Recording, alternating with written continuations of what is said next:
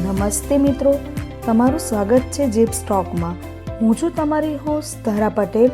Jeeps clinic and D-addiction સેન્ટરમાં મનોવૈજ્ઞાનિક તરીકે કાર્ય કરી રહી છું. મિત્રો, આજે આપણે એક એવી વાત પર ચર્ચા કરીશું કે જે દરેક માણસના જીવન માટે અત્યંત મહત્વપૂર્ણ છે: પોઝિટિવ થિંકિંગ. મિત્રો, આજના સમયમાં જ્યાં અનેક પડકારો અને સંકટો આવે છે, ત્યાં પોઝિટિવ દૃષ્ટિકોણ ધરાવવો એ જીવનમાં એક શક્તિ સમાન છે. આ પોડકાસ્ટમાં આપણે જાણીશું કે પોઝિટિવ વિચારધારાનું શું મહત્ત્વ છે અને તે શા માટે દરેક વ્યક્તિ માટે જરૂરી છે. તો મિત્રો, તમે ક્યારેય એવું વિચાર્યું છે કે કેમ કેટલી વ્યક્તિઓ મુશ્કેલ પરિસ્થિતિમાં પણ શાંત રહે છે? તેવા લોકોના જીવનનું મોટું રહસ્ય એ હોય છે કે પોઝિટિવ થિંકિંગ. તો ચાલો જાણીએ કે આ અભિગમ આપણા જીવનમાં શું ફેરફાર લાવી શકે છે. તો સૌથી પહેલાં આપણને એ સવાલ થાય કે પોઝિટિવ થિંકિંગ એટલે શું? તો પોઝિટિવ થિંકિંગ એ એક પ્રકારની માનસિકતા છે જે આપણે પ્રત્યેક પરિસ્થિતિના સારા પાસાને જોવાની કોશિશ કરીએ છીએ. હવે કેટલીક લોકો જે છે એને ખોટી રીતે સમજે છે કે પોઝિટિવ વિચારધારા એ મુશ્કેલીઓને અવગણવાનું નામ છે, પણ હકીકતમાં આ એ છે કે મુશ્કેલીઓને સ્વીકારીને તેને યોગ્ય રીતે આપણે કેવી રીતે હલ કરી શકીએ તે અંગે વિચાર કરવાનું છે.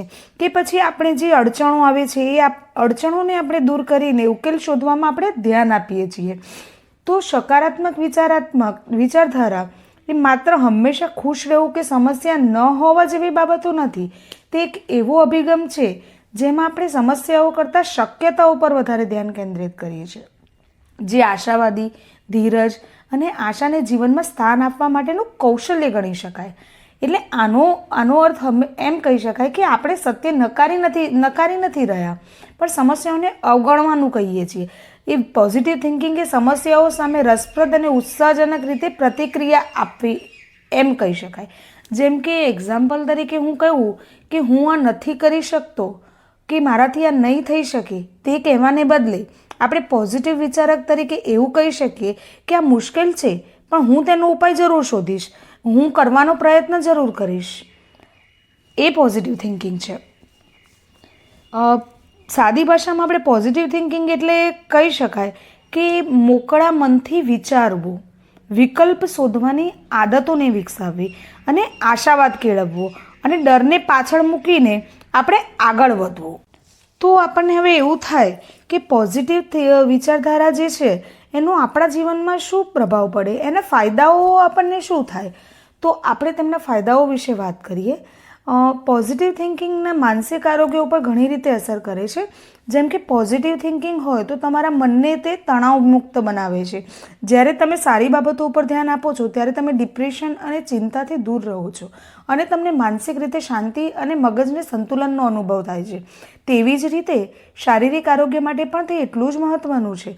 પોઝિટિવ લોકો જે હોય છે, જે શારીરિક રીતે તે વધુ તંદુરસ્ત હોય છે, તેમના જીવનના તણાવને તે દૂર કરી શકે છે અને જીવનને સંતુલન નિયંત્રણમાં રાખી શકે છે, જેથી તેમની રોગપ્રતિકારક શક્તિમાં વધારો થાય છે અને તે શક્તિ મજબૂત બને છે. બીજું કે આપણે પોઝિટિવ રીતે વિચારધારામાં આપણે યોગ્ય રીતે કરી શકતા હોય તો આપણે જીવનના મહત્ત્વપૂર્ણ નિર્ણય લેવામાં આપણને સહાયરૂપ થાય છે. જ્યારે આપણું ધ્યાન પોઝિટિવ બાબતો ઉપર હોય, પોઝિટિવ દૃષ્ટિકોણ ધરાવતા હોય, ત્યારે આપણે વિખરાઈ નથી જતા, આપણે પરિસ્થિતિથી વિલંબ નથી થઈ જતા, પણ આપણે યોગ્ય રીતે નિર્ણય લઈ શકીએ છીએ. પોઝિટિવ થિંકિંગ એ મજબૂત સંબંધોને પણ સર્જે છે.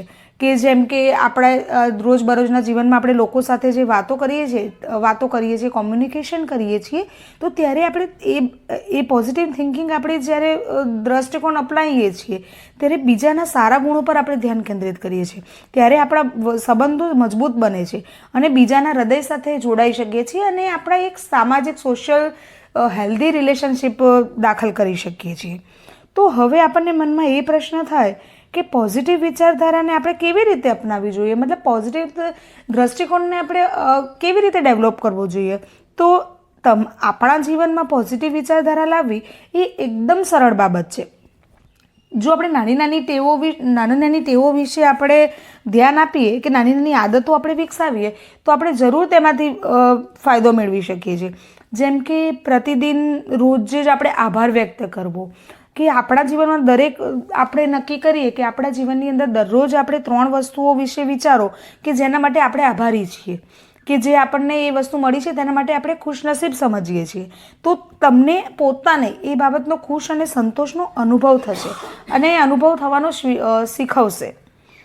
બીજું કે નકારાત્મક વિચારોને પકડો. તો તમારા મગજમાં જે નકારાત્મક વિચારો આવે તેનું કારણ શોધો અને એ કારણને ઉપયોગી હોય તેવા આપણે યોગ્ય પ્રકારના સકારાત્મક વિકલ્પો શોધીએ તો તેમાં ઘણો ફાયદો થઈ શકે છે. આપણા આસપાસ ઘણા બધા લોકો છે જેમનું વલણ પ્રભાવિત હોય છે. તો એવા પોઝિટિવ લોકો સાથે તમે જ્યારે વાતચીત કરવાનું કે તેમની સાથે સંપર્ક વધારો તો તેઓ તમારામાં ઉત્સાહ વધારશે અને સાથે એમની સાથે સમય વિતાવો તો તેના કારણે પણ તમારા પોઝિટિવ દ્રષ્ટિકોણમાં ફાયદાકારક રહેશે. સકારાત્મક જીવનશૈલી અપનાવવી જોઈએ. પોઝિટિવ વિચારો જે થિંકિંગ છે એ આપણા શરીર અને મગજ બંનેને તંદુરસ્ત રાખે છે. તો નિયમિત કસરત કરવી, સારો આહાર લેવો, આરામદાયક ઊંઘ લેવી એ બધું પણ આપણા મગજને તેજસ્વી બનાવે છે. વિજયની નાની નાની પળોને આપણે મનાવવાની. જ્યારે તમે કોઈ નાનું લક્ષ્ય હાંસલ કરો કે નાની જીત પણ તમે એક લક્ષ્ય અચીવ કરી લો તો તેનો આનંદ માણો અને તેને વધુને વધુ પ્રોત્સાહિત કરવામાં તમને મદદરૂપ થશે. તો આજે આપણે પોઝિટિવ થિંકિંગ માટે મહત્ત્વ અને તેના જીવનમાં કેવી રીતે અમલ મૂકી શકાય તે વિશે ચર્ચા કરી. મિત્રો, પોઝિટિવ અભિગમ એ જીવનમાં શ્રેષ્ઠ દિશા છે. તે તમને સુખી જીવન માટેનું મકાન બનાવવામાં મદદરૂપ થાય છે. આજના એપિસોડ માટે આટલું જ. આશા છે કે આ ચર્ચા તમને પ્રેરણા આપશે અને તમારું દિનચર્યા બદલવામાં જરૂર મદદરૂપ થશે. તમે આનો અમલ ક્યાં કરી શકો છો અને તમારા પર તેનો કેવો પ્રભાવ પડ્યો તે મારી સાથે શેર કરવાનું બિલકુલ ભૂલતા નહીં. તો ધન્યવાદ મિત્રો. ફરી આપણે નવા જ આવા ટોપિક વિશે મળીએ. શાંતિમય અને સકારાત્મક જીવન તરફ આગળ વધો.